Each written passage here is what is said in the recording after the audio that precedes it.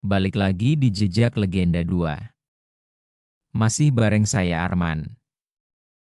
Kali ini saya akan membagikan cerita tentang pengalaman pribadi saat naik Gunung Salak bersama teman-teman saya. Sebelum saya masuk ke cerita, jangan lupa like, subscribe dan nyalakan tombol loncengnya agar teman-teman tidak ketinggalan update cerita-cerita saya selanjutnya.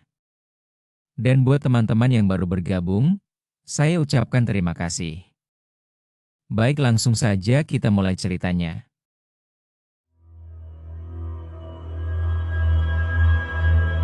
Selasa, 18 Desember 2012. Pendakian Gunung Salak ini pendakian saya pertama kali. Setelah saya kenal sama teman-teman baru di tempat kerja saya, singkat cerita waktu itu saya kenal sama Aceng, Ronald, dan Kiki di tempat kerja saya yang baru. Waktu itu kita lagi makan bareng di kantin dan sambil ngobrol, di tengah obrolan kita ini ternyata kita satu hobi yaitu hiking. Nah, disitulah awal mula saya dan ketiga kawan saya ini baru nyadar kalau kita sefrekuensi dalam hobi. Disitulah awal mula kita rencana naik gunung bareng. Teman saya Ronald, dia yang paling berpengalaman di antara kita berempat soal naik gunung. Kayaknya hampir semua gunung di Indonesia sudah pernah dia daki, cuma Puncak Jaya di Papua aja kali yang belum. Mungkin kalau jadi naik bareng dalam pendakian kali ini adalah yang kesekian kalinya buat dia naik Gunung Salak. Karena kali ini kita mutusin buat naik Gunung Salak. 2 hari kemudian setelah kita ngobrol di kantin, barulah kita mulai meeting untuk rencana pendakian. Saya, Aceng, dan Kiki waktu itu kita sepakat untuk pendakian perdana kali ini dipimpin Ronald karena dialah yang paling senior tentang gunung dibanding kita bertiga, dan akhirnya idenya Ronald lah yang kita ambil untuk naik Gunung Salak. Meskipun saya sering dengar tentang mitos, Gunung Salak banyak cerita dari tetangga saya kalau Gunung Salak itu angker dan hutannya masih cukup liar karena saya besar dan tinggal daerah sana, Bogor. Tapi meskipun begitu saya tetap mutusin ikut pendakian kali ini. Pagi H1 tanggal 17 Desember 2012. Hari itu kita berempat masuk kerja pagi, jam istirahat kerja kita ngobrolin lagi rencana dan persiapan peralatan masing yang akan dibawa nanti. Jam 16 kita berempat pulang kerja dan langsung ke kosan.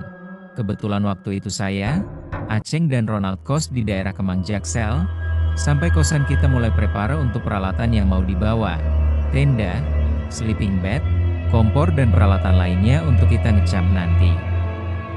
Setelah beres prepare peralatan, selepas maghrib sekitar jam 18.30 barulah kita mulai berangkat dari kosan Jaksel ke stasiun kereta PS. Minggu memakan waktu sekitar 30 menit.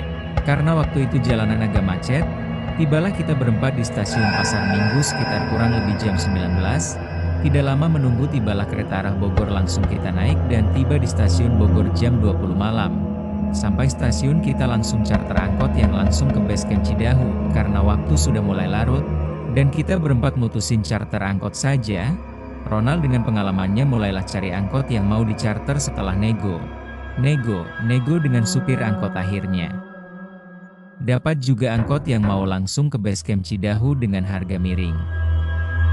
Perjalanan dari stasiun Bogor ke base camp Cidahu memakan waktu sekitar kurang lebih 2 jam. Tibalah kita di base camp Cidahu sekitar pukul 22.30. Suasana di base camp sepi karena waktu itu memang jarang sekali orang yang camping ke Gunung Salak dan pos pendaftaran pun tutup. Akhirnya kita mutusin untuk bermalam di base camp Cidahu sambil menunggu pagi dan pos pendaftaran buka. Disinilah keanehan-keanehan mulai terjadi. Waktu itu kita mulai cari-cari tempat di sekitar pos untuk sekedar tidur-tiduran sambil menunggu pagi, dan akhirnya kita putusin untuk tidur belakang pos. Ronald buka kompor untuk masak air dan buat kopi. Sambil menunggu air panas kita ngobrol dan atur rencana untuk pendakian besok. Setelah air mendidih, Ronald buat 2 gelas kopi sambil mengeluarkan snack untuk teman kopi. Kita berempat ngobrol sambil membuat planning untuk besok dan gak kerasa sudah jam 1 dini hari. Saya sama Aceng sudah mulai ngantuk lalu bergegaslah kita untuk tidur. Tak lama berselang Kiki kebangun karena ingin buang air kecil. Di situ dia lihat dari kejauhan ada sosok kain putih di dahan pohon. Awalnya kira itu cuma halusinasi, tapi pas ditegesin sosok putih itu pindah ke dahan pohon lain dan akhirnya dia gak jadi buang air kecil dan lanjut tidur. Akhirnya pagi pun tiba. Dan Kiki masih belum cerita tentang kejadian tadi malam yang dialaminya. Akhirnya pagi itu sekitar pukul 6 kita mulai dan cari warung untuk sekedar sarapan sambil kita tunggu pos pendaftaran buka karena di pos itu tertulis buka pukul 7. Dan akhirnya petugas jaga pos pendaftaran pun datang, dan kita segera bergegas menghampiri petugas tersebut untuk mendaftarkan diri dalam pendakian. Setelah beres dengan administrasi syarat pendakian pukul 7.30 kita di briefing oleh petugas jaga terkait pendakian Gunung Salak. Petugas mengecek peralatan apa saja yang kita bawa, meminta kita untuk tidak buang sampah sembarangan, tidak boleh berkata kasar. Jika cuaca buruk hentikan pendakian dan jika ada yang sakit salah satu dari kita lebih baik turun saja. Setelah selesai briefing, tak lupa kita berempat berdoa agar diberi kelancaran dan keselamatan dalam pendakian kali ini. Selesai berdoa kita langsung menuju pintu gerbang masuk hutan Gunung Salak atau biasa disebut pintu rimba. Jarak dari pos pendaftaran ke pintu gerbang masuk hutan Gunung Salak cukup jauh sekitar 30-35 menit berjalan kaki. Di pintu gerbang kita berempat sempatkan foto-foto sebentar untuk dokumentasi perjalanan semata. Sekitar 5-10 menit foto-foto lalu mulailah perjalanan kita mendaki Gunung Salak. Dalam pendakian ini rencana Ronald usulkan untuk ngecamp di Pertigaan Bajuri, pos 4 dan esok hari ini baru muncak ke puncak Salak 1. Perjalanan dari gerbang masuk Gunung Salak ke Simpang Bajuri, pos 4, memakan waktu sekitar 4 jam.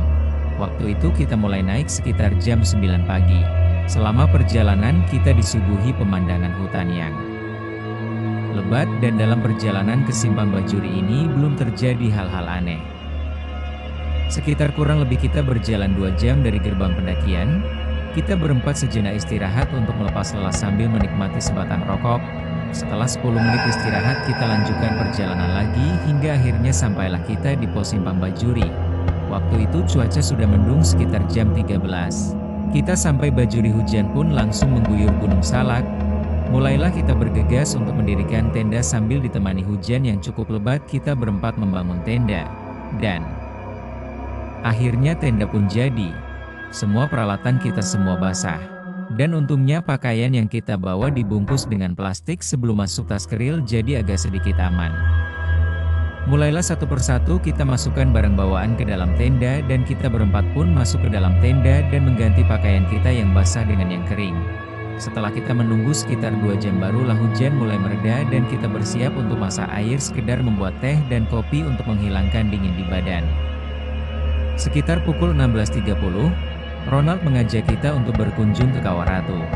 Memang jarak dari Pertigaan Bajuri ke Kawah Ratu hanya sekitar 15 menit. Akhirnya kita jalan ke Kawah Ratu dan sedikit membawa perbekalan cemilan untuk di sana. Sampailah di Kawah Ratu, saya Aceng dan Kiki agak sedikit kagum karena baru kali ini lihat kawah gunung yang aktif dari dekat.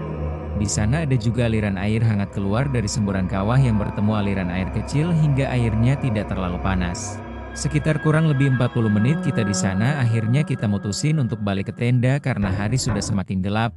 Tibalah di tenda sekitar pukul 17.40 dan kita istirahat sejenak untuk melepas lelah. Sekitar 15-20 menit kita istirahat mulailah kita siap untuk masak. Karena dari pagi kita belum makan nasi. Sekitar pukul 18.30 kita mulai masak nasi dan lauk pauk yang kita bawa. Seperti ayam yang sudah dimasak dan siap digoreng, beberapa bungkus frozen food dan beberapa lalapan yang kita beli sebelumnya. Makanan yang kita masak cukup menggugah selera makan kali ini, entah memang kita yang sedang lapar atau memang masakan apapun pasti enak jika makannya di atas gunung. Selesai makan waktu jam menunjukkan pukul 20. Sambil ngobrol ditemani kopi yang kita buat setelah selesai makan kita ngobrol, hingga lupa waktu dan pas saya lihat jam menunjukkan pukul 22.30 malam. Mulailah kita bersiap untuk istirahat agar besok pagi kita cukup siap energi untuk summit attack. Satu persatu dari kita mulai tidur, saya Kiki dan Aceng sudah mulai terlelap, cuma Ronald yang belum bisa tidur waktu itu dan akhirnya Ronald pun tidur. Tak lama berselang sekitar pukul 1 dini hari Ronald kebangun dan disitulah keanehan mulai terjadi. Waktu itu dia lihat bayangan seseorang yang mirip dengan saya ada di luar tenda. Maklum malam itu hanya dalam tenda aja yang ada cahaya penerangan sehingga apapun yang ada di luar tenda pasti hanya terlihat bayangan saja. Kebetulan waktu itu kita lupa untuk menutup pintu tenda hingga kita ketiduran dan sampai Ronald kebangun dan lihat bayangan saya lagi duduk depan tenda. Ronald agak teriak bilang, "Bro, udah malam lu belum tidur?" Gak lama Aceng kebangun dan bilang ke Ronald kalau saya udah tidur karena waktu itu saya tidur sebelah Aceng. Dan waktu itu pun Aceng lihat memang ada bayangan mirip saya lagi duduk depan tenda. Setelah Aceng bilang gitu, Ronald mulai berhenti dan suasana malam itu mulai mencekam dalam hati. Ronald dan Aceng yang waktu itu kebangun, itu siapa yang duduk depan tenda? Setelah kejadian itu Ronald memberanikan diri untuk tutup pintu tenda yang kebuka. Dan akhirnya Ronald dan Aceng ketidur. Dan tak lama berselang akhirnya giliran saya kebangun. Awalnya gak ada apa-apa pas saya bangun. Gak lama berselang samar-samar saya dengar di luar tenda banyak orang lewat, mirip pendaki bergerombol sedang jalan. Tapi anehnya gak pada bawa senter dan biasanya kalau ada pendaki lewat depan tenda minimal permisi dan mungkin jika membawa senter pasti mengarahkan cahaya senter tersebut ke tenda. Tapi ini tidak sama sekali pas melewati tenda kami. Dan saat itu saya baru tersadar bahwa mungkin yang lewat barusan itu sesuatu yang lain. Baru kali itu saya benar-benar ngerasain takut sama yang namanya hal gaib, tapi gue penasaran juga. Sama sekali saya gak berani untuk lihat sebenarnya apa sih yang lewat. Beneran orang atau? Tanda tanya yang ada dalam otak saya, dan akhirnya gak lama suara yang mirip rombongan jalan itu hilang diiringi dengan suara binatang malam yang saling bersahutan, dan tak lama kemudian saya mulai mengantuk dan kembali tidur. Dan akhirnya pagi tiba. Sekitar pukul 5.30 pagi saya berempat siap buat muncak. Dan akhirnya setelah prepare sekitar 10 menit untuk bawa sedikit perbekalan buat di perjalanan, kita pun mulai naik ke puncak. Jarak dari tempat kita camp ke puncak sekitar 4-5 jam perjalanan. Di tengah perjalanan Aceng lihat jejak kucing tapi ukurannya sedikit lebih besar. Jejak yang masih basah dan mungkin belum lama makhluk itu lewat sekitar jalur pendakian kita menuju puncak. Jalur ke puncak salah itu kebanyak sedikit hutan gambut dan sesekali kita ngelewatin jalur lumpur. Dalam hati saya selalu bilang mudah-mudahan ini bukan lumpur hidup. Di tengah perjalanan Kiki terpeleset karena ada jalur lumpur yang hanya bisa dilewati melalui pohon yang tumbang untuk pijakan melewati jalur lumpur itu. Dan akhirnya Kiki terperosok kaki kanannya ke dalam lumpur itu, dan saking dalamnya lumpur tersebut bisa mencapai sebetis orang dewasa. Sepatunya Kiki tertinggal di dalam lumpur dan untungnya itu bukan lumpur hidup, dan Kiki pun berusaha mengambil sepatunya dibantu Aceng. Dan akhirnya sepatunya Kiki pun dapat diambil dan sudah tidak berbentuk sepatu.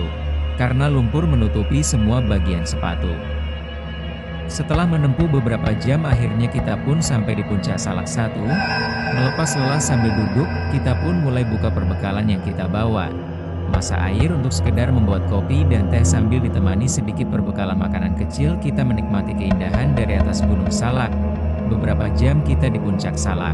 Akhirnya kita memutuskan untuk turun karena cuaca pun sudah agak mendung dan berharap bisa turun ke base camp sebelum malam, dan kita pun turun ke tenda dan setibanya di tenda sekitar pukul 16 kita pun mulai packing untuk segera turun.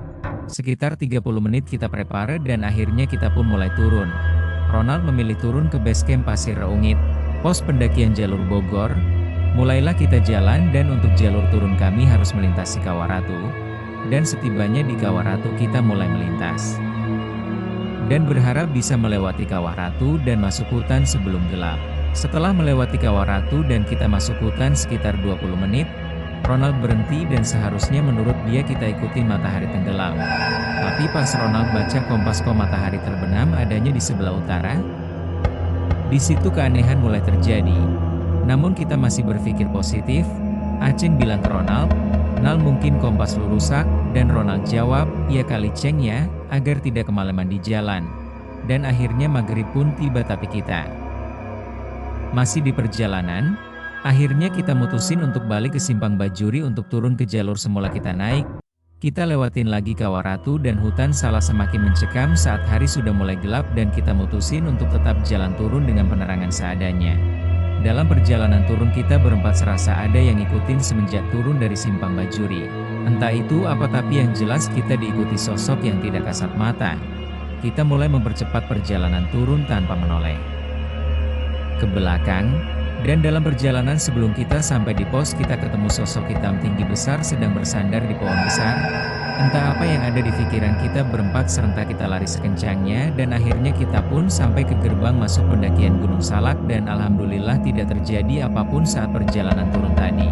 Meskipun agak sedikit skor jantung dengan makhluk yang mengikuti saat turun tadi dan kita tiba di base camp sekitar pukul 20 untuk lapor ke petugas jaga pos dan kita pun lanjut mencari warung untuk sekedar membeli minuman hangat sambil bercanda gurau dan bercerita satu sama lain untuk kejadian saat kita mulai pendakian hingga turun kembali.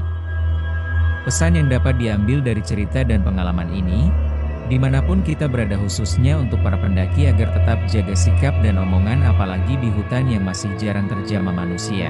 Karena saat pendakian inilah GW baru percaya bahwa ada banyak makhluk selain manusia yang menghuni dunia ini baik yang kasat mata maupun tidak dan selalu berdoa memohon perlindungan kemanapun kita mau pergi.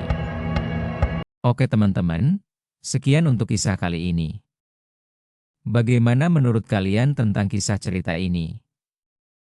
Tulis komen kalian di kolom komentar. Dan untuk teman-teman yang baru bergabung, tak lupa saya ucapkan terima kasih karena telah mendukung channel ini dengan subscribe dan like channel ini. Akhir kata saya ucapkan terima kasih dan Assalamualaikum warahmatullahi wabarakatuh.